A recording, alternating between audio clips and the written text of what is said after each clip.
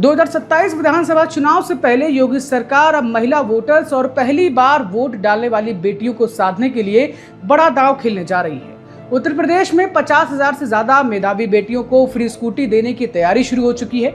सरकार ने इसके लिए 400 करोड़ रुपए का बजट भी तय कर दिया है। और खास बात यह है कि भाजपा ने 2022 विधानसभा चुनाव में अपने संकल्प पत्र में रानी लक्ष्मीबाई स्कूटी वितरण योजना का वादा किया था, जिसे अब चुनाव से ठीक पहले जमीन पर उतारने की तैयारी तेज हो गई है।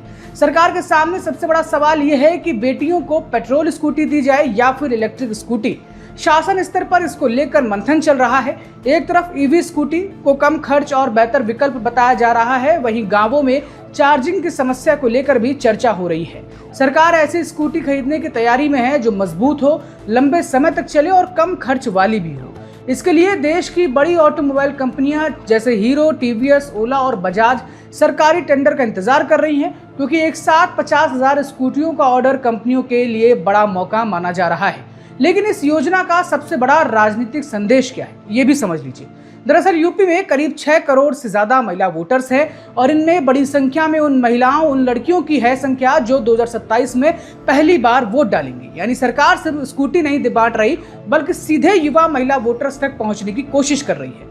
राजनीतिक जानकार मान रहे हैं कि ये योजना महिला वोट बैंक को मजबूत करने और विपक्ष के उस आरोप को कमजोर करने की रणनीति भी है, जिसमें कहा जाता रहा है कि भाजपा ने अपने चुनावी वादे पूरे नहीं किए। अब सबसे बड़ा सवाल यह है कि आखिर किन बेटियों को स्कूटी मिलेगी।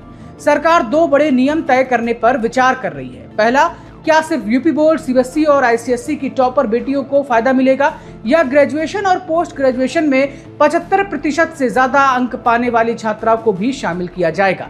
दूसरा सवाल, इस योजना का लाभ गरीब और मध्यम वर्ग की बेटियों तक सीमित रखने के लिए आय सीमा भी तय की जा सकती है।